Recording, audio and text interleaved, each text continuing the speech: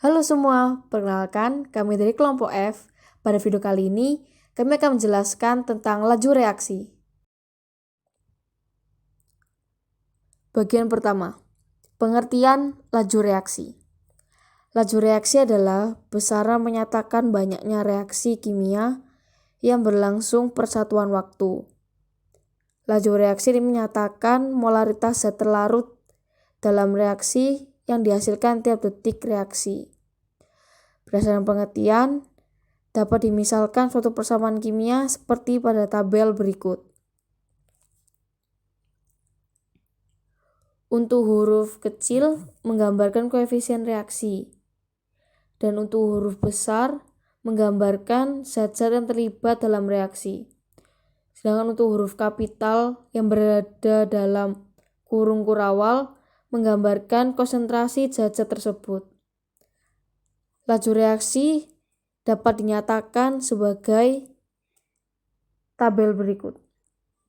Hukum laju reaksi menyatakan hubungan antara laju reaksi dengan konsentrasi dari reaktan dipangkatkan bilangan tertentu. Dan rumus tersebut, yaitu rumus laju reaksi, dapat dituliskan sebagai berikut, yaitu V sama dengan K dikali A pangkat X dan juga B pangkat D, di mana A di sini merupakan konsentrasi zat A, pangkat X di sini adalah order reaksi zat A, B adalah konstanta zat B, dan juga Y adalah order reaksi zat B. Dan persamaan laju reaksi di atas tersebut disebut dengan persamaan laju reaksi atau hukum laju reaksi. Dan persamaan laju reaksi seperti itu menyatakan hubungan antara konsentrasi reaksi dengan laju reaksi, di mana bilangan pangkat pada persamaan di atas disebut sebagai order reaksi. Biasanya nilai order reaksi bisa ditentukan dengan percobaan atau eksperimen. Dan jika kita mencari order reaksi pada reaksi secara keseluruhan, biasanya disebut dengan order reaksi total, yang besarnya order reaksi total tersebut adalah jumlah semua order reaksi per reaksi. Sehingga order reaksi total pada reaksi tersebut yaitu X tambah Y. Lalu yang selanjutnya yaitu laju reaksi bergantung pada 3 hal, yaitu yang pertama orientasi arah, tumbukan ataupun gerak partikel, di mana pada reaksi umumnya partikel harus dalam orientasi tertentu ketika bertumbukan agar tumbukan yang terjadi efektif dalam menghasilkan reaksi.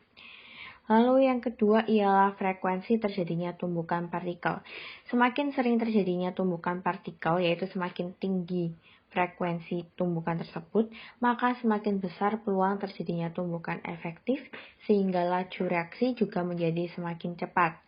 Dan yang ketiga ialah energi partikel reaktan yang bertumbukan, di mana energi partikel reaktan yang bertumbukan harus melampaui energi aktivasi, yakni energi penghalang terjadinya reaksi, sehingga reaksi dapat terjadi. Bila energi aktivasi semakin rendah, maka laju reaksinya akan semakin cepat. Yang selanjutnya saya akan menjelaskan mengenai teori tumbukan. Teori tumbukan menyatakan bahwa partikel-partikel reaktan harus saling bertumbukan untuk bereaksi. Tumbukan antar partikel reaktan yang berhasil menghasilkan reaksi disebut tumbukan efektif. Energi minimum yang harus dimiliki oleh partikel reaktan untuk bertumbukan efektif disebut energi aktivasi atau EA. Pada dasarnya laju reaksi bergantung pada 1. Orientasi atau arah tumbukan partikel. Pada reaksi umumnya partikel harus dalam orientasi yang tertentu ketika bertumbukan agar tumbukan yang terjadi efektif menghasilkan reaksi. Yang kedua, frekuensi terjadinya tumbukan partikel. Semakin sering terjadinya tumbukan partikel, maka semakin besar peluang terjadinya tumbukan efektif, sehingga laju reaksi juga menjadi semakin cepat. Yang terakhir, energi partikel reaktan yang bertumbukan harus melampaui energi aktivasi, yakni energi penghalang terjadinya reaksi, sehingga reaksi dapat terjadi, dan bila energi aktivasi semakin rendah, maka laju reaksinya akan semakin cepat. Faktor-faktor yang mempengaruhi laju reaksi. Yang pertama, konsentrasi reaktan. Konsentrasi yang mempengaruhi laju reaksi adalah jumlah mol dalam 1 liter pelarut. Semakin besar tinggi konsentrasi reaktan, semakin banyak jumlah partikel reaktan yang bertumbukan. sehingga semakin tinggi frekuensi terjadinya tumbukan dan lajunya meningkat. Yang kedua adalah luas permukaan. Luas permukaan molekul ataupun partikel reaktan sangat mempengaruhi kecepatan reaksi. Bila kedua reaktan memiliki permukaan partikel yang luas, gesekan antar partikel yang bergerak akan lebih sering terjadi. Hal ini akan menyebabkan reaksi berlangsung menjadi lebih cepat, sehingga reaktan padat yang berbentuk serbuk lebih mudah bereaksi dibandingkan dengan reaktan padat yang berbentuk batangan, karena reaktan serbuk memiliki bidang sentuh yang lebih luas dibandingkan dengan yang berbentuk batangan. Yang ketiga ialah temperatur atau suhu. Semakin tinggi temperatur, maka semakin tinggi energi kinetik dari partikel reaktan, sehingga frekuensi tumbukan dan energi tumbukan meningkat. Hal ini menaikkan laju reaksi kimia. Yang keempat, keberadaan katalis. Katalis adalah zat kimia dapat mempercepat laju reaksi tanpa terpakai dalam reaksi tersebut. Katalis menyediakan alternatif jalur reaksi dengan energi aktivasi yang lebih rendah dibanding jalur reaksi tanpa katalis, sehingga reaksinya menjadi semakin cepat. Inilah mengapa katalisator dapat mempercepat suatu reaksi kimia. Oke, untuk contoh soal, di bawah ini ada persamaan laju reaksi dan data dan tabel eksperimen dari NO2 dan CO.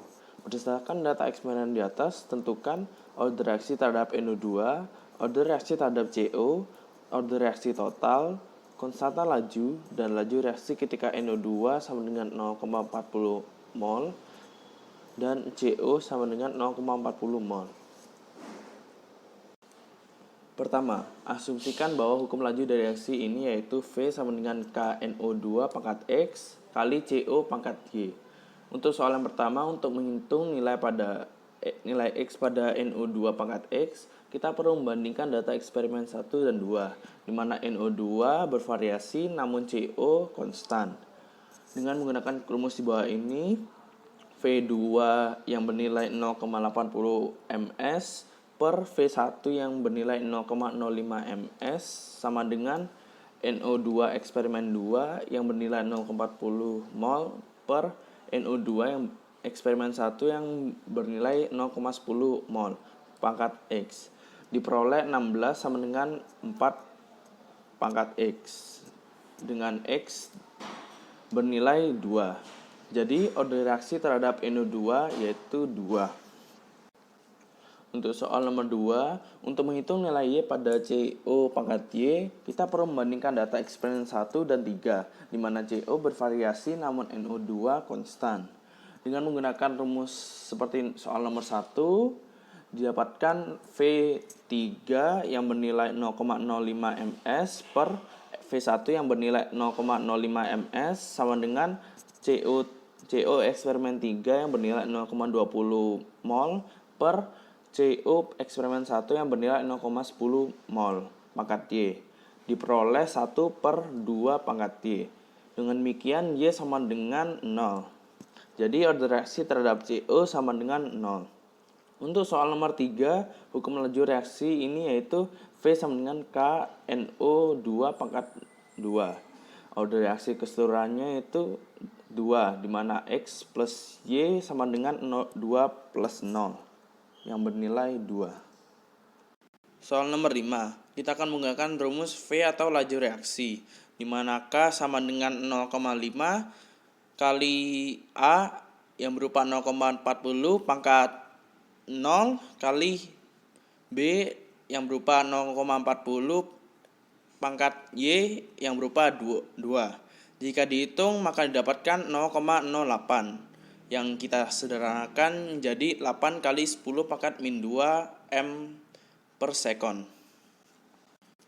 Soal nomor 4. Untuk menghitung konstanta laju digunakan salah satu data eksperimen di atas. Misalnya eksperimen 1. Dengan menggunakan rumus K sama dengan V1 per NO2 pangkat 2, kita mendapatkan 0,005 ms per 0,10 ms. Jika dihitung hasilnya 0,5 m per sekon.